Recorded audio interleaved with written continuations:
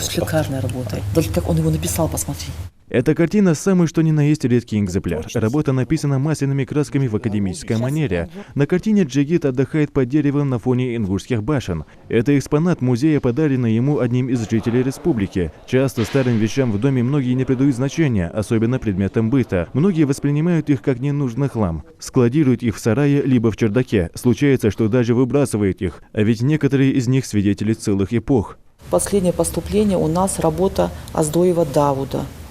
Эту работу нам передал Измайлов Алихан Исрапилович. Он был его другом, это очень известный автор Аздоев Дауд.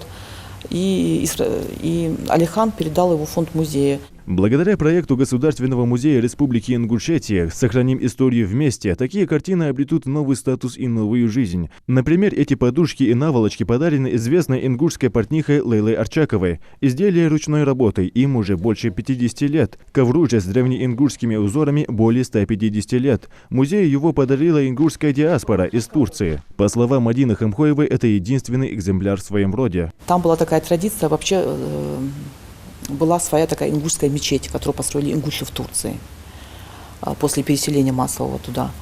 И была такая традиция, что когда молодожены женились, они должны были обязательно один такой ковер ручной работы, истинг, подарить мечети. И вот со временем, с годами, можно сказать, с веками, там, получается, набралась такая огромная коллекция таких ковров. Потом позже мечеть была ограблена. Это вот единственный ковер, который остался. Проект запустили 2 месяца назад. За это время музей получил экспонаты с вековой историей. На основе собранных предметов планируют создать новую экспозицию. Каждому предмету будут записаны истории, связанные с жизнью владельцев и их семьей. Они будут отражены в пояснительных текстах о предмете. В нашу акцию и в цель не входило получить в дар нашего музея какие-то определенные предметы. Нас интересуют и предметы старины, и предметы современной нашей жизни, потому что они позволят разнообразить наши музейные экспозиции, потому что после депортационного и выставочного материала у нас практически нет. Нас интересует быт наших людей, которые после высылки обустраивались здесь, в родной Ингушетии, их вкусовые какие-то пристрастия, потому что некоторые предметы, они могут свидетельствовать о материальном достатке, об их вкусах, которые они оттуда, с Казахстана, сюда привезли.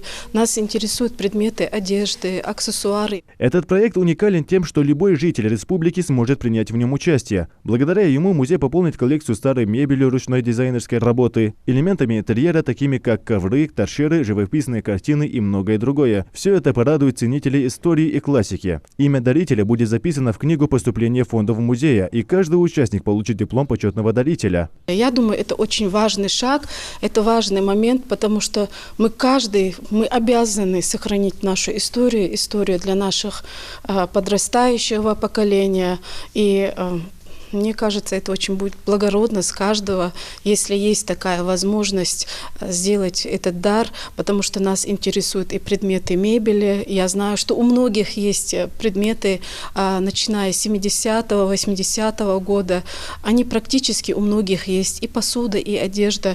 И поэтому мы были бы счастливы получить, собрать не только для своего музея, не для своих фондов, но и для нашего общего дела в сохранении нашей истории. Государственный музей искусств Республики Ингушетия ждет новых экспонатов. Важен каждый предмет, который хранит в себе тайну и историю нашего народа. Муса Измайлов, Мирбек Миржоев, Новости 24.